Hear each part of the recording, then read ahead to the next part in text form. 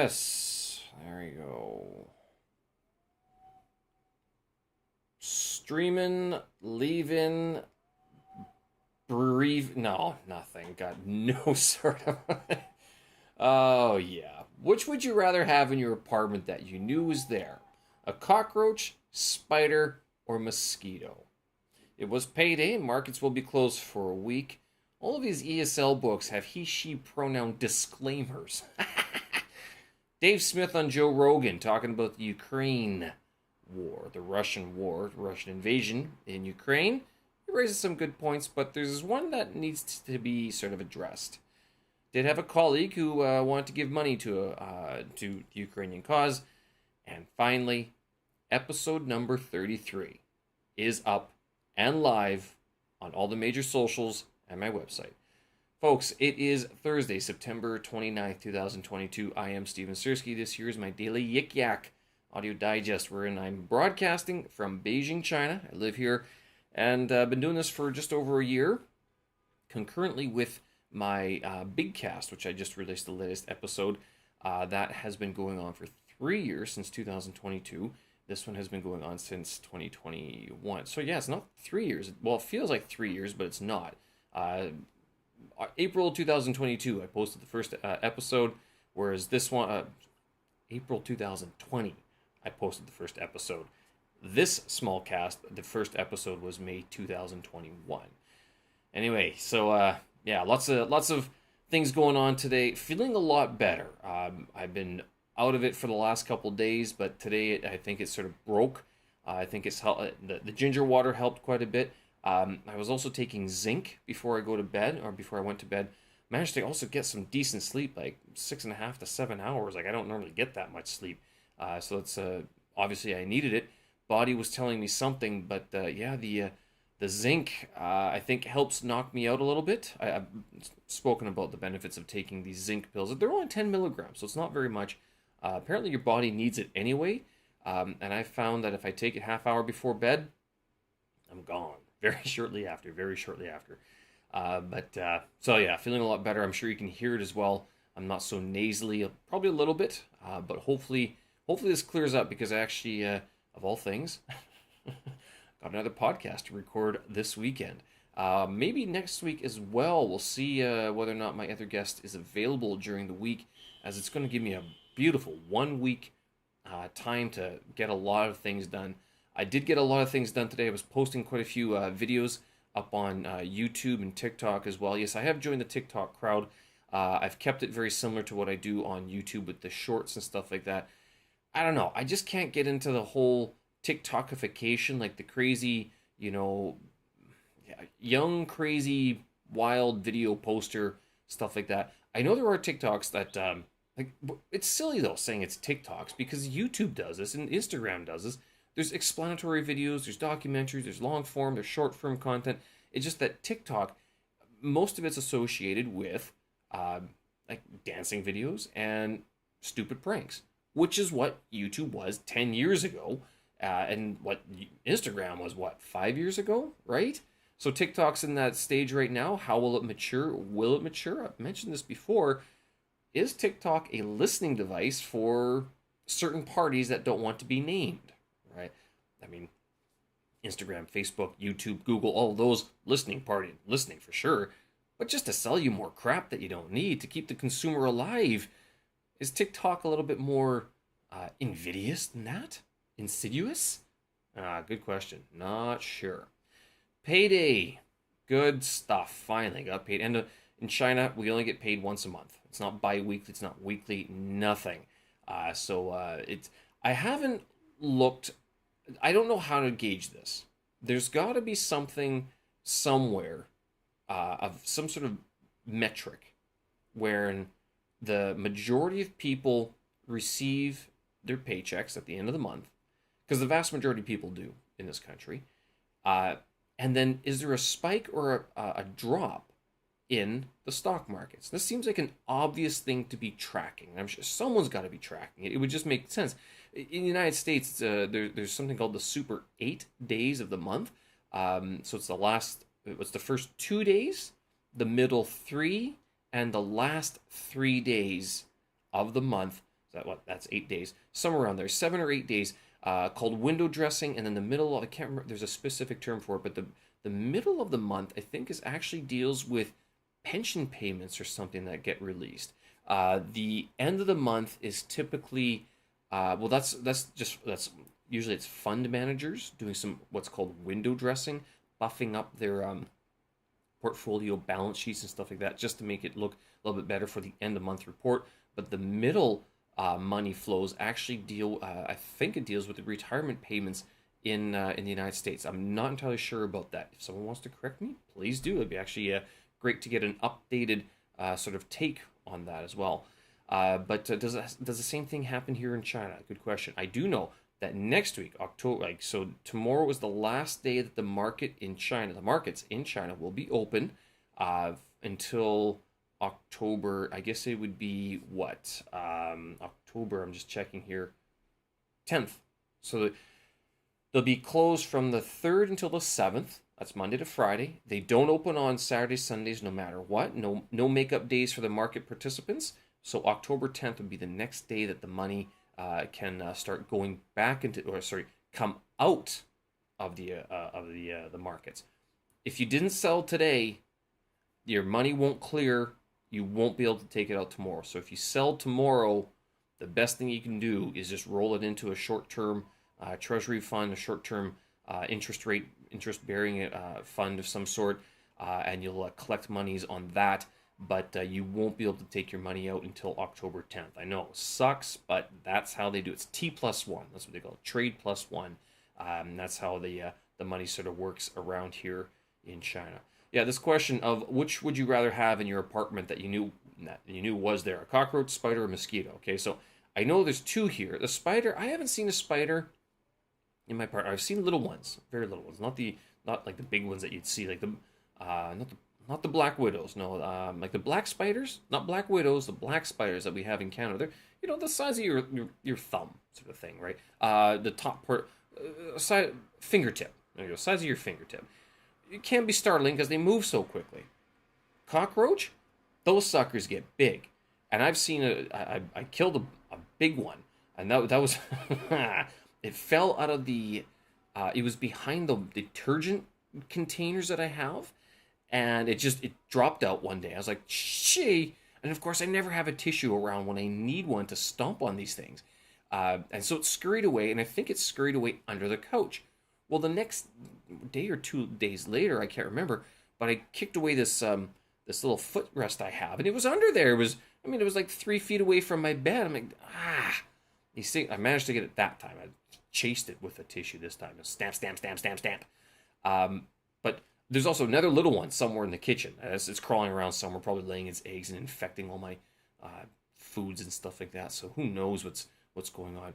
I'm not sure if they do that, actually. But girlfriend's concerned about this, the cockroaches crawling all over stuff. I don't know. Do they? Oh, good question. What do they eat? Do they eat whole grain flour? I've never seen any of the packages tampered with. I guess it's if you leave a package open, that becomes a concern. But most of my stuff is like in sealed containers anyway, or in factory packaging. So like I've never seen anything sort of nibbled or chewed or anything. So I've never been very concerned about them. Not like mice or rats, nothing like that. Cockroaches, they just seem to. I thought they just fed on the slime in your sink or something like that. But ugh. I did see one really weird bug last week. Lots of legs and lots of movement, and I'm like, you're not coming up here. Let's flush that thing down. Turned on the tap and flushed it down there, and then poured a bunch of baking soda and vinegar down it just to make sure it didn't crawl back up. So that's gone. Mosquito is somewhere in here. No idea. I know I missed it though. They must know.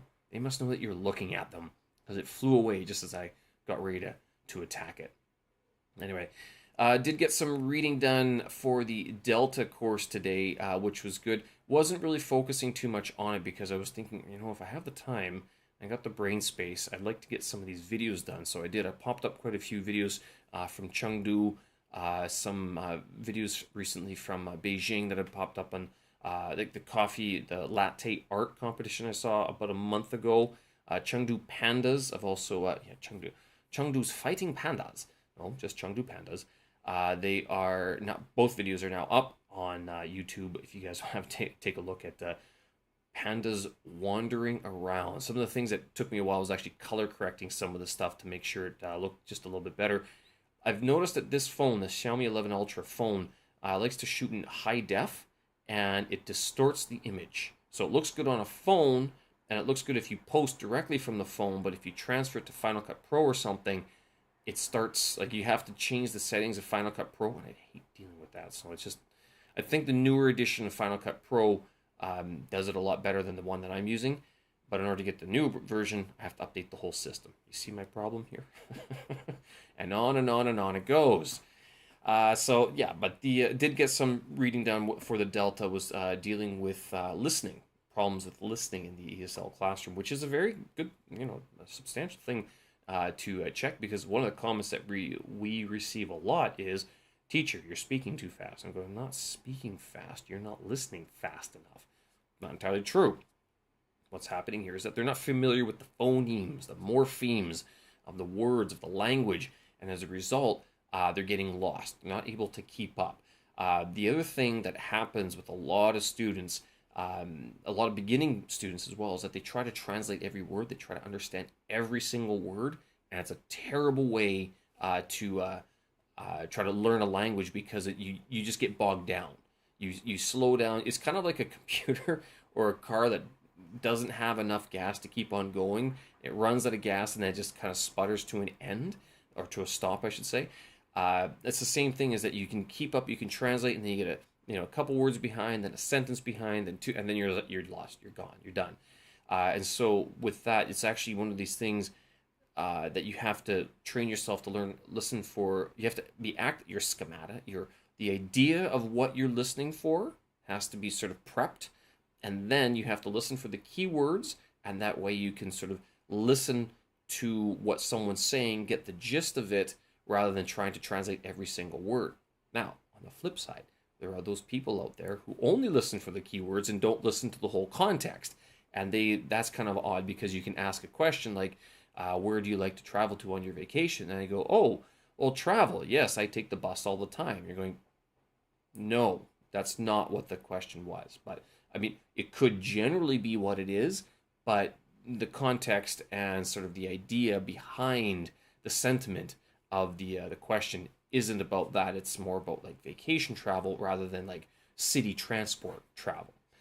But yeah, so let's continue on. I'm glad I got some reading done there, as reading one of the textbooks as well, one of the academic books that they gave us to read. So we'll spend the weekend probably working on that. Joe Rogan podcast. This guy, interviewed comedian and political commentator Dave Smith. Now, I was a little bit incited by this one because Dave Smith he goes on about how we got to this point in Ukraine with the Russian invasion of Ukraine, and that he says that there was a deal. Had they just agreed to the deal, we would not be near nuclear war. And this is his big thing, is that, we're so close to a nuclear war. The problem with this is that he talks about this deal about giving up Luhansk and Donetsk, the Donbass region. Ukraine has said very clearly, like, we're not ceding any part of our territory. Like, this is a non-starter. Or is he saying, yeah, and Dave Smith goes on, he's like, yeah, it's not ideal, but at least we wouldn't be talking about nuclear war.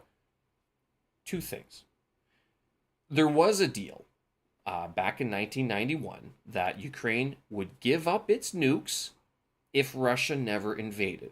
Now, that deal was contingent on a few things, namely, Ukraine wouldn't join the West, like NATO, and NATO wouldn't encroach any more further east, getting closer to Russia. Dave Smith talks about this.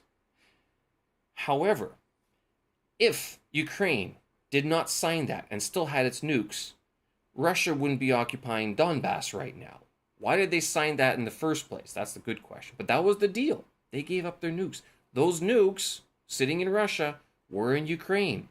Yeah, sure, Russia's threatening to send them back, but not the way that Ukraine could use them again. They're threatening to blow up Ukraine, basically, which Dave Smith doesn't talk about.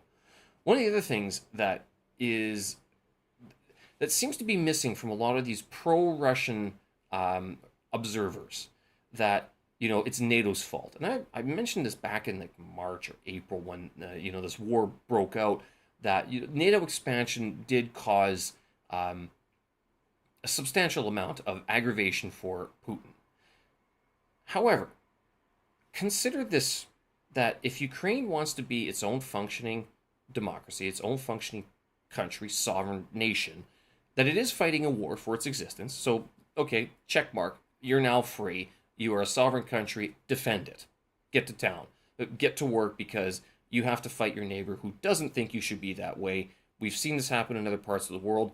How are you going to respond, right? So that's number one about the whole invasion plan. Number two is more along the lines of like, you're going to have to purge your own ranks. If you want to be one of these freedom-loving countries, these sovereign peoples, and you're looking to the West and look at how glorious they're doing, you got to do something about the corruption. So I mean, that's on Ukraine. Now this whole NATO expansion thing, thinking about this, I'm like, wait a minute, why was NATO expanding? Of course, pro-Russian observers will say, well, it's American imperialism, it's Western imperialism. You're going, or is it that NATO countries are doing better? And that compared to rulership underneath Russia, these countries went, fuck that, we want to go west. Like, no, bring on NATO, please. Ukraine has experienced Russian imperialism. It's done it already. It's been there for years. 1991 was the end of it. So you can't say, oh, well, that deal was contingent on NATO. Sure, yeah. And Ukraine looked at what was happening in Russia. Ukraine also saw that what was happening in Poland. Ukraine saw what was happening in the West. Things got better in the West. West Germany, East Germany, reunited. Better. Good country. People want to move there. Does anyone want to move to Russia other than Edward Snowden and Steven Seagal? Come on. The NATO argument, sure. Go ahead, use that. That's your headline talking point. That's the distraction. I no longer can I put full belief that that's the only reason why this is happening. But again, as I said yesterday, these markets oversold. What kind of good news could come out? What sort of peep of a change of current world events could we see? U.S. presidential primaries, we got an election in China, and we got Russian bombs going over Ukraine. Any one of those three. Of those three, U.S. presidential election, it's kind of figured out. Russia saying special operations over, that would turn markets around. A concisive decision here in China, which seems to be sort of, it's a decision already made, but like confirmation of what we all sort of suspect, that would also sort of bolster things, because it'd be more of the same, status quo. Nothing would change too bad. Good. But so those are the three sort of things that I see affecting any sort of major turn in the markets. And I'm looking at the markets because with this Russian thing, with all these very geopolitical events, that's very hard not to talk about. In 10 years, will they matter? I would say yeah. Some of them would. The U.S. one won't, but the Russian one and the Chinese one, those two will matter, because they will have long-lasting implications in the next 10 years. The other thing about this Dave Smith guy, I'm glad that, because you have to listen to the whole clip. I've been knocking his point here. He does give a very good history of how we got to this point between Russia and Ukraine. And he talks about, there's this, what's his name? Gideon Rose, the editor for Foreign Affairs. And I read Foreign Affairs. I like the magazine. I like the publication. How in 2014 they were talking about this, like, you don't want to push Russia too far because they can invade. Well, now they have. Again, with this idea that, it's all the West's fault for throwing coups and stuff like that. Ukraine has experienced Russian imperialism before. They don't want it. So if they're accepting pro-West help, that is their choice as a democracy, as a sovereign nation. Why does Russia get to push them around, and why can't Ukraine accept help from the West? So go. Hey, Ask me. Go ahead. Tell me. Send your comments. I'd like to hear. What do you guys think? I did have a colleague over the weekend who wanted to send money to Ukraine. Actually, he wanted to give it to this one Ukrainian girl that he had met before, but he wasn't sure. He wasn't sure if he should do this or something like that. And he brought me over to this table to introduce the lady. I guess yeah. He's like, "You're Ukrainian?" He's Ukrainian. I'm like, a hyphenate, diaspora. And she's like, "Ah, you're diaspora." I'm like, "Yes, I am. Slava Ukraini." Actually, I got it wrong. Slava Ukraina. And she's like, "Slava Ukraini." I'm like, "Heroyam Slava." Of course. But she seems legit enough, and apparently, so he gave her a bunch of money, and she was like, just kind of looked at him like, "What the? What are you giving me all this money for?" And so she's been dispersing it to the outlets that can put it to good use in Ukraine, as far as I know. So good on his heart. I mean, he's from a part of the world that he knows what it's like for his country, his neighbor, to be a bunch of dicks. And so he's like, I could just help out. I did mention that, Ukraine could also use some drones. That's their latest recruitment. He's like, just helping out with the defense. No offense, just defense. I'm like, that, fair enough. I gotcha. So yeah, that was very nice of him to be able to support the Ukrainians in such a direct manner as well, right? All right, folks, so that's it. Episode number 33, of course, of my big cast is now up and available, streaming on Spotify, Apple, Google should process it very soon. And, of course, you can look for it on my website, stevensersky.com. That's where these things are all published and archived and everything. I hope you have a listen with it. It is with David Harrison Horton. He has been on the show before, but now he's published a book. It's called Maze Poems, and we talk about not just his poetry, this poetry book that he's just published, but we sort of discuss a lot of things that have happened in the last year since he's been on. He was on in April of 2021, and this time he's been locked down in that time. So it's I got his take on what it was like to be locked down in a part of the city right next to me. Like literally, he got locked down and I was still free. It was kind of like, we just picked different apartments to live in, basically. And we talk a little bit more about some other things about future planning and stuff like that with Beijing and with China. And who knows, could there be an exit plan of some sort coming up? All right, I'm going to leave you with this. There's a clip here. It's a bit more of an extended clip. It's a 5-minute conversation between me and Dave talking about the publication of his latest book, of his first book, Maze Poems. And this is off of my Big Cast episode number 33 with David Harrison Horton. You can find that, again, on all the major socials, and then also on my website, stevensersky.com. And as always, for this small cast, all the show notes and tracks and vids are up on my website, stevensersky.com. I will leave it there. Thanks, folks, for listening. I appreciate it. Have a good one. We will talk again. Bye-bye. Boom shakalak.